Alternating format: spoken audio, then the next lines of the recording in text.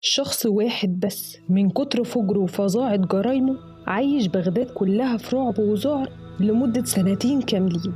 ما كانش بيقتل ويمشي كده، لأ، ده كان بيغتصب السيدات بعد ما يقتلهم كمان، وممكن يقتل أسرة كاملة ومش فارق معاه حاجة. بينفذ جرايمه بالليل أو بالنهار، مفيش حاجة بتوقفه. ومن كتر الرعب اللي كان معيشه للناس بقوا بيتفقوا بالتناوب ويكونوا مجموعات حراسات ليلية. كل كام بيت كده يفضلوا سهرانين طول الليل عشان بس يحموا أهاليهم وعائلاتهم. وناس تانية بقت بتسيب بيوتها ويعيشوا مع بعض في بيت واحد على سبيل الشعور بالأمان، لدرجة إن أسعار البيوت اتخسف بيها الأرض وأصبحت سعرها رخيصة جدا، حتى في المناطق الراقية اللي كان أسعار البيوت فيها عالية جدا وقتها برضو رخصت جدا، وأصبح بيوت كتير مهجورة ومقفولة. ولما الناس كانوا بيلاقوا حرامي ويمسكوه، الحرامي كان بيصرخ عشان خايف يفتكروه هو السفاح، ويقول لهم والله أنا حرامي عادي، والله مو أبو طبر. تعالوا بقى أعرفكم إيه قصة أبو طبر ومين هو بالظبط، وكان بيعمل إيه عشان يخرب البلد ويهدد استقرار الناس بالشكل ده. بس قبل ما نبدأ، لو انت لسه مش متابعني، هتلاقي على يمين الشاشة تحت زرار السبسكرايب، دوس عليه بسرعة ويلا نبدأ حكايتنا على طول.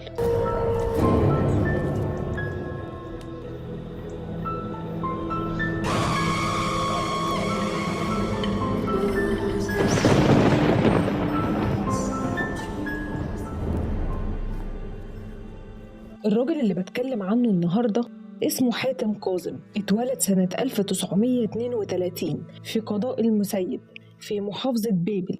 الشخص ده كمان بينحدر من عائلة معروفة في العراق، واتسمى واتشهر باسم أبو طبر، لأن كلمة طبر في العراق بتطلق على السطور، فبمعنى أوضح وبلغتنا العامية مسمينه أبو سطور، لأنه كان بيقتل ضحاياه بالسطور ويقطعهم بيه. أبو طبر كان بيدرس ومتعلم، لكنه كان فاشل لأبعد حد ومستهتر، ومش بيقعد في حاجة ولا بيقدر يكمل حاجة واحدة لحد الآخر. دخل كلية الشرطة وتخرج منها سنة 1951 برتبة مفوض شرطة، بس يا دوبك ما عداش سنة على بعضها واتفصل لأسباب مهنية ولعدم التزامه بقواعد العمل وتصرفاته السيئة. وأما اتفصل قرر إنه مش هيقعد كده فاضي، هيشوف حاجة تانية طبعا يعملها، فقرر إنه يقدم دراسة في سلاح الجو.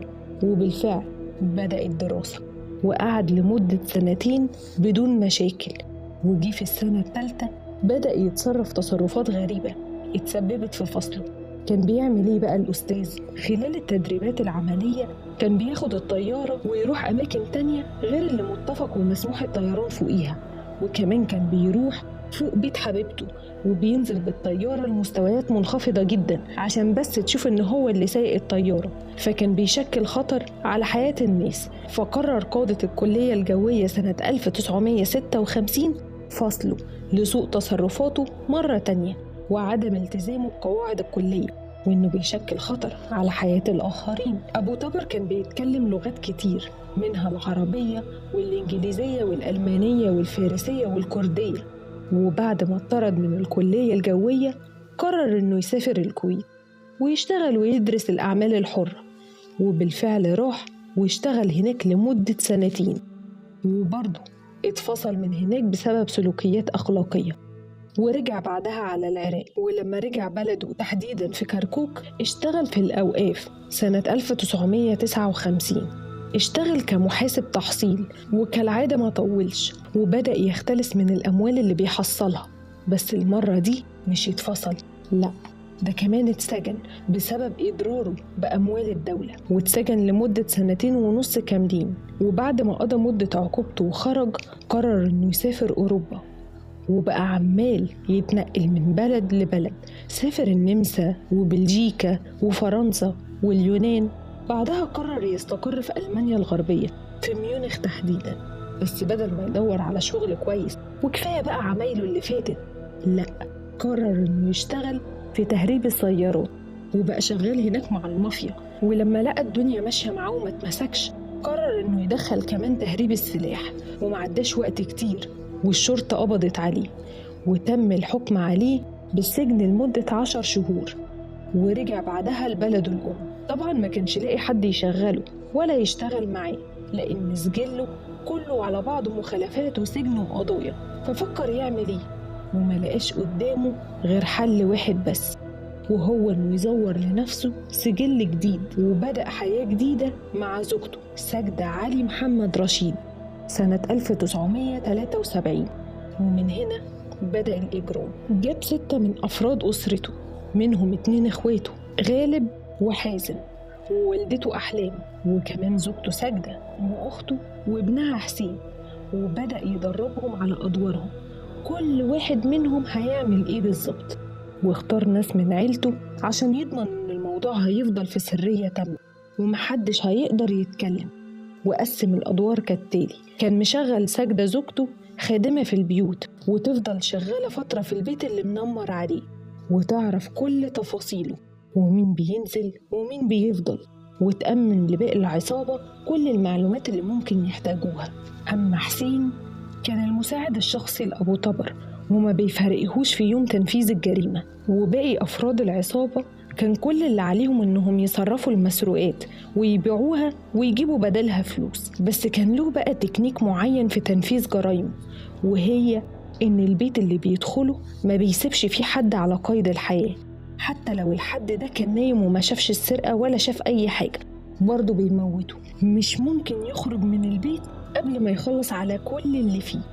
كان بيقتل الناس بالسطور، ويجمع الحاجات اللي هيسرقها ويحطها في شنطة العربية بتاعت الناس اللي قتلها، وياخد العربية ويمشي ويسيبها في مكان بعيد عن البيت اللي فيه الجريمة، وياخد المسروقات هو وحسين ويوديها لباقي أفراد العصابة. يبقى دوره هو وحسين انتهى، وبكده يبدأ دور شركائه.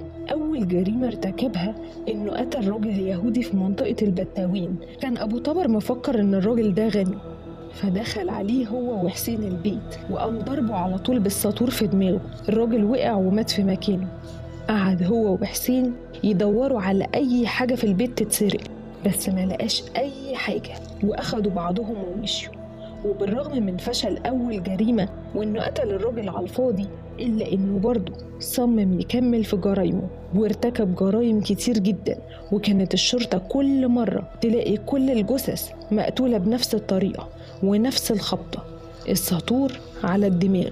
وكترت البلاغات من الأهالي وأثار ذعرهم، كله عارف أبو طبر بيقتل إزاي، لكن محدش عارف شكله الحقيقي. ويوم 4/9 سنة 1973 ارتكب جريمة تانية بس فعلا بشعة. تسلق أبو طبر وحسين جدار الحديقة الخاصة بمنزل عميد الشرطة المتقاعد بشير أحمد السلمان، وفضلوا مستخبيين في الحديقة من الساعة 1 الظهر لحد الساعة 2 منتصف الليل. وبعدها تسلق على السخان ومنه على فتحة التبريد لحد ما طلع على السطح بتاع البيت. وكانوا للأسف الأسرة كلها نايمة على السطح من شدة الحر، ودي عادة من عادات أهل بغداد. لما الجو زمان كان بيكون حر كانت الأسر بتتجمع ويطلعوا يناموا على السطح. ولما أبو طبر اتأكد إنهم نايمين بدأ يقتل فيهم واحد واحد، وبدأ طبعا ببشير. ضربوا على راسه ضربة موتته في ساعتها، وبعدها قتل مراته بشرى أحمد خليل واللي كانت بتشتغل معلمة في مدرسة الازدهار، وقتل ابنهم أحمد اللي عمره كان وقتها يدوبك 12 سنة وفي 4 ابتدائي، وقتل شخص رابع اسمه حسان عمره كان 21 سنة، وعرفوا بعد كده إن هو ابن أخو بشير، وعلى حظه كان بايت عندهم بالصدفة. وبعد ما أبو طبر قتلهم كلهم نزل هو وحسين الجثث وحطوهم فوق بعض في البانيو في الحمام، ما عدا جثة زوجة بشير. أخدها حطها على السرير واغتصبها، وبعدين لم هو وحسين كل الحاجات اللي ينفع تتسرق وودوها على عربية بشير. وشوف الفجر بقى، روحوا بعربية بشير لحد بيتهم ونزلوا المسروقات من على العربية، وبعدين ودوا العربية لحد مستشفى اليرموك وسابوها ومشوا. وما عداش كام يوم في نهاية شهر سبتمبر راح اتهجم على بيت راجل اسمه جان أرنست في منطقة قرادة مريم على بعد 200 كيلومتر بس من بوابة القصر الجمهوري. وبعد ما راقبوا البيت فترة طويلة وتأكدوا إن البيت ما فيهوش ناس كتير، وحضر عدته اللي هي الساطور والجوانتي، وكمان كان بيشيل معاه مسدس احتياطي. دخل البيت، خبط عادي جدا. صاحبة البيت فتحت له، قام سألها مين فيكم مسافر بره بغداد بكرة؟ الست ردت بكل تلقائية وقالت أسرتنا كلها، وبدأت تبصله باستغراب. إيه سبب السؤال ده؟ ولسه ما بدأتش حتى تنطق، قام ضربها على طول على راسها بالساطور، وقعت في مكانها ميتة. بنتها لما سمعت دوشة عند الباب راحت تشوف فيه إيه، قام أبو طبر قتلها هي كمان. ودخلوا البيت بقوا عمالين يلفوا في أوض البيت كلها، وفي أوضة منهم لقى بنت تانية نايمة على السرير، مسكها ضربها هي كمان بالساطور وهي نايمة وماتت في ساعتها.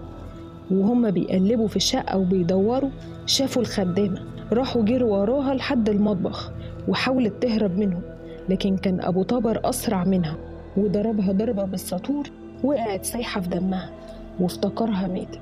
لكن المفاجأة إنها ما ماتتش، وأثناء ما هو كان بيموت الناس اللي في البيت خبط حسين بالغلط واتصاب ونزف دم. المهم إنهم أخدوا المسروقات وحطوها في عربية المجني عليها لحد بيتهم، وأخدوا العربية وودوها لحد مدينة الشرطة وسابوها هناك، ورجعوا البيت بسيارة أجرة. والشرطة وقت ما راحوا وعينوا البيت اكتشفوا وجود دم غير مطابق لدم المجني عليهم، والخادمة اتنقلت للمستشفى وأخدت وقت طويل جدا في العلاج لأن حالتها كانت حرجة جدا. وطول ما الخادمة كانت بتتعالج في المستشفى، أبو طبر وحسين فضلوا منمرين على بيت دكتور اسمه أحمد العندليب. الدكتور معروف إنه ثري ويملك المال والذهب، وراحوا بالفعل واقتحموا البيت. بس بالصدفة الدكتور كان خرج من البيت قبل ما هم يدخلوا بحاجة بسيطة، وبعدين سرقوا كل اللي في البيت من ذهب وفلوس. وقتها كانت الخادمة اللي ما ماتتش خفت وبدأت تدلي بأقوالها للمحققين، وادتهم وصف تفصيلي لأبو طبر. وهنا أخيراً بقوا بيدوروا على شخص على الأقل عارفين مواصفاته. وقتها برضو أبو طبر كان مكمل في جرايمه زي ما هو، وكل 3 أو 4 أيام بينفذ جريمة من جرايمه، وكلها في أماكن صعبة جدا وفي عز النهار، وكأن مش همه حد ولا حاجة، وواثق إنه هيفلت من العدالة وإنه مش هيتمسك. من كتر ما الجرايم زادت ومحدش عارف يوصله، الحكومة استعانت برجال أمن من فرنسا والاتحاد السوفيتي، لكن برضه محدش عارف يوصله. اتقبض عليه ازاي بقى بعد كل ده؟ في سنة 1974 قرر أبو طبر وحسين يروحوا يسرقوا بيت دكتور مشهور اسمه يوسف بولس الجدرجي، والمفروض إن مفيش حد في البيت وإن الدكتور مسافر، فكانوا عاملين حسابهم إنهم هيدخلوا يسرقوا البيت ويمشوا على طول من غير قتل ولا حاجة. المهم إنهم كسروا الشباك اللي في الباب وكسروا الباب ودخلوا البيت، والمفاجأة إن كان في حارس في البيت، واللي أول ما لمحهم طلع بسرعة ينادي على الجيران، واللي بدورهم كلموا الشرطة بالفعل، والدورية جت ومسكوا أبو طبر. وأول ما سألوه قال لهم أنا ضابط طيار، أنا ما عملتش أي حاجة، أنا بس كنت معدي من هنا. الدورية بدأت تشك في الموضوع، بس من كتر توتره ولما سألوه تاني أنت كنت بتعمل إيه هنا اتلخبط وقال إنه عنده محل قريب من الإسكندرية. الدورية لما حسوا إن في حاجة مش مظبوطة وإن كلامه عمال يغيره كل شوية سلموه لمكتب مكافحة الإجرام، وهناك لقوا معاه مسدس 5 مللي، ده غير الساطور، و6 طلقات وحبل في نهايته خطاف. وسألوه هو أنت أبو طبر؟ وطبعا نكر الاتهامات الموجهة له تماما، بس جابوا الخادمة واللي هي الشخص الوحيد اللي كان شافه وقدرت تتعرف عليه. اضطر يعترف بجرايمه، والشرطة توجهت لبيته على طول. لقوا كتير من المسروقات الخاصة بضحاياه، وسروال نادر وغالي جدا كان يخص جان أرنست، وكمان راديو صغير محفور عليه اسم بنت جان أرنست. وسألوا المحقق قال له هو أنت يعني ما كانش ينفع تسرق بس ما تقتلش كل الناس دي في سكتك كده؟ رد أبو طبر عليه وقال له في سببين يمنعوني إني أمشي من غير ما أقتلهم. الأول إني بدخل البيت مقتحم في عز النهار، وبالتالي أهل الدار طبعا بيكونوا صاحيين، فلازم أقتلهم عشان ما يقولوش أوصافي. وتاني سبب إني بعد ما بخلص عليهم بيبقى فيه وقت كافي أشيل أي دليل يدني، وإني أدور على المشغولات الثمينة من ذهب وغيره براحتي لحد ما أجمع كل شيء وأمشي من البيت براحتي. وما كنتش هقدر كمان أغتصب السيدات وهم صاحيين. وبعد ما التحقيقات أخدت وقتها تم الحكم بالإعدام على أبو طبر، وانتهت أسطورة الرعب اللي كان معيشها للناس.